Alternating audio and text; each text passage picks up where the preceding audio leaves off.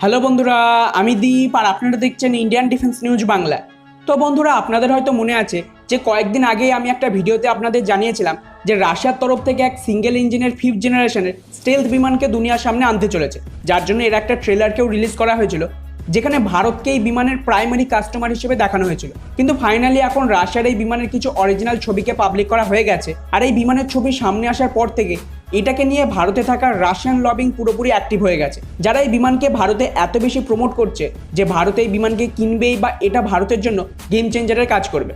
এমনকি এই বিমানকে নিয়ে তো ভারতে এটাও প্রচার করা হচ্ছে যে যদি এই বিমান এক্সপোর্ট মার্কেটে চলে আসে তাহলে ভারতীয় তেজাস বিমানের এক্সপোর্টও পুরোপুরি বরবাদ করে দেবে। তাই আজকের এই ভিডিওতে আমরা এই সমস্ত পসিবিলিটিকে নিয়ে বিস্তারে কথা বলবো এবং এটা জানার চেষ্টা করব যে সত্যি কি এবার ভারতীয় বায়ুসেনার দ্বারা AMCA-2 টেন্ডারে রাফেলের বদলে রাশিয়ার এই নতুন ফাইটার জেটকে কিনতে চলেছে, ও তার সাথেই ভারত যদি রাশিয়ার এই স্টেলথ ফাইটার জেট কেনে তাহলে ভারতের এই স্বদেশী AMCA বিমানের প্রজেক্টেরই বা কী হবে। জানতে হলে আমাদের আজকের এই ভিডিওটিকে শেষ পর্যন্ত দেখতে থাকুন। তবে ভিডিও শুরু করার আগে বলবো যে আপনারা যারা এখনও আমাদের এই চ্যানেলটিকে সাবস্ক্রাইব করেননি তারা এখনই এই চ্যানেলটিকে সাবস্ক্রাইব করে নিন, যাতে আমরা যখনই কোনো ডিফেন্স রিলেটেড এই জাতীয় ভিডিও আপলোড করব তার নোটিফিকেশন সবার আগে পৌঁছে যায়। যাই হোক, তাহলে চলুন শুরু করা যাক। তো বন্ধুরা, রাশিয়ার দ্বারা যেই নতুন বিমানকে তৈরি করা হচ্ছে তার ডিজাইনকে দেখে আপাতত কিছু এক্সপার্টদের তরফ থেকে এটা অনুমান করা হচ্ছে যে এটা আমেরিকার F-35 ও F-22 র্যাপটার এই দুটো ফাইটার জেটের কম্বিনেশন বা এর মাঝামাঝি একটা ফাইটার জেট হবে, যার দরুন মানা হচ্ছে যে এটার এক্সপোর্ট মার্কেটে অনেক বেশি পোটেনশিয়ালও রয়েছে। কিন্তু এবার এখানে সবচেয়ে বড় প্রশ্ন হলো যে রাশিয়ার এই নতুন ফাইটার জেট কি ভারতীয় তেজাস বিমানের মার্কেটকে পুরোপুরি শেষ করে দেবে?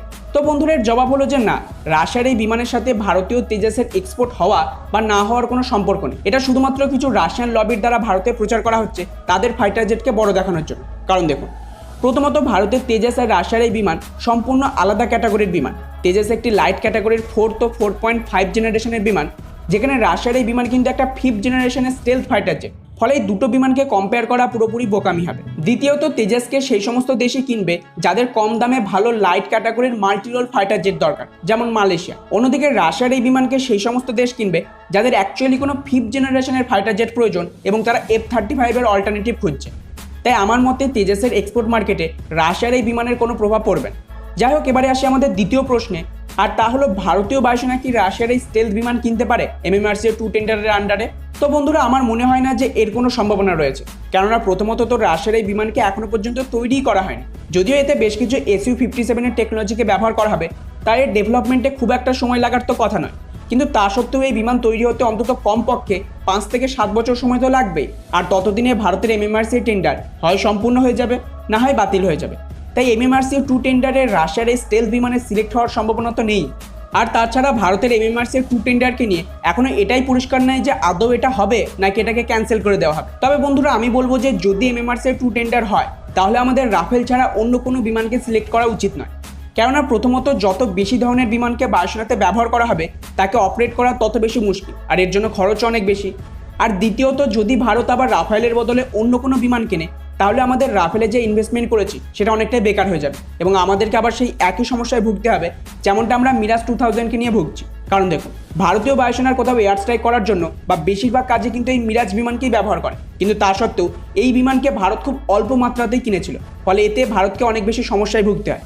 ঠিক একই রকমভাবে AMCA-2 টেন্ডারে যদি আবার ভারত কোনো নতুন বিমানকে কিনে রাফেলের বদলে, তাহলে সেটা আমাদের আবার সেই মিরাজের মতো সমস্যায় তৈরি করবে। তাই এখানে ভারতের রাফেলের বদলে অন্য কোনো বিমানের দিকে যাওয়া আমাদের জন্য বোকামি ছাড়া আর কিছু হবে না। আর তাছাড়া ভারতের এই মুহূর্তে বায়ুসেনার ফ্লিটকে বাড়ানোর প্রয়োজন, ফলে এখানে ভারতের কোনো 4th বা 4.5 জেনারেশনের বিমানের দরকার, নাকি 5th জেনারেশনের। আর 5th জেনারেশনের বিমানের বেশ কিছু সমস্যা রয়েছে। প্রথমত, এর অ্যাভেলেবিলিটি রেট অনেক কম, তার উপর একে মেনটেনেন্স অনেক বেশি। তাই এক্ষেত্রে AMCA-2 টেন্ডারের তো কোনো মানেই থাকছে না। ফলে আমার মনে হয় না যে বায়ুসেনার রাশিয়ার এই বিমানকে নিয়ে খুব একটা আগ্রহী আছে। যাই হোক, এবারে আসে আসল কথায়, আর তা হলো রাশিয়ার এই বিমান ভারতের AMCA বিমানের প্রজেক্টে কতটা প্রভাব ফেলবে। তো বন্ধুরা, এর জবাব একেবারেই স্পষ্ট, আর তা হলো যদি ভারত রাশিয়ার এই নতুন স্টেলথ বিমানকে কেনে তাহলে অবশ্যই সেটা আমাদের AMCA বিমানের ওপর অনেকটা প্রভাব পড়বে, কেননা একে তো আমরা 4টে ফাইটার জেটের প্রোগ্রামকে চালাচ্ছি। তাই যদি আবার এই রাশিয়ার বিমানকেও কেনা হয় তাহলে ফান্ডিংয়ের সমস্যা তো হবেই, উপরন্তু ভারতের 5th জেনারেশনের বিমানের যে প্রয়োজন সেটা যদি কোনো বিদেশি বিমানের দ্বারা পূরণই হয়ে যায় তাহলে আবার নতুন করে AMCA বিমানকে তৈরির তো কোনো মানেই থাকছে না। তাই আমার মতে আমাদের অন্য কোনো দেশের বিমানকে না দেখে নিজেদের স্বদেশি প্রোগ্রামে পুরোপুরি কনসেন্ট্রেট করা উচিত। আর যতদিনে রাশিয়ার এই নতুন বিমান তৈরি হবে ততদিনে তো আমাদের নিজস্ব AMCA বিমানও তৈরি হয়ে যাবে। তাই রাশিয়ার এই নতুন বিমানকে নিয়ে আমাদের মাথা ঘামানোর কোনো প্রয়োজন নেই। আর হ্যাঁ, এখানে আপনাদের আরও একটা খুব গুরুত্বপূর্ণ বিষয় জানিয়ে রাখি, আর তা হলো ভারত যদি তর্কের খাতিরে এটা ধরে নিই যে রাশিয়ার এই বিমানকে কিনছে, তাহলেও কিন্তু আমাদের খুব একটা লাভ হবে না। কেননা প্রথমত রাশিয়া যে কোনো টেকনোলজি যেটা ভারত কিনবে সেটা অবশ্যই চীনের কাছেও চলে যাবে।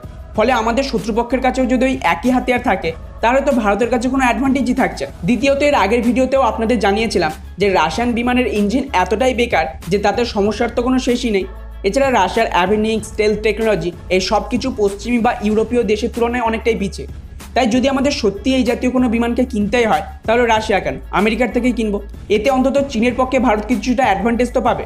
তাই শেষে আমি এটুকুই বলবো যে রাশিয়ার এই বিমানকে ভারতের রাশিয়ান লবিং একটু বেশি হাইপ করে তুলেছে, আর আমাদের কিছু মিডিয়াও এটাকে নিয়ে অতিরিক্ত প্রচার করছে। বাকি এই সম্পর্কে আপনাদের কি মনে হয়? এই মুহূর্তে ভারতের কি আদৌ এই রাশিয়ান বিমানের কোনো প্রয়োজন রয়েছে? নিচে অবশ্যই কমেন্ট করে জানাবেন। জয় হিন্দ।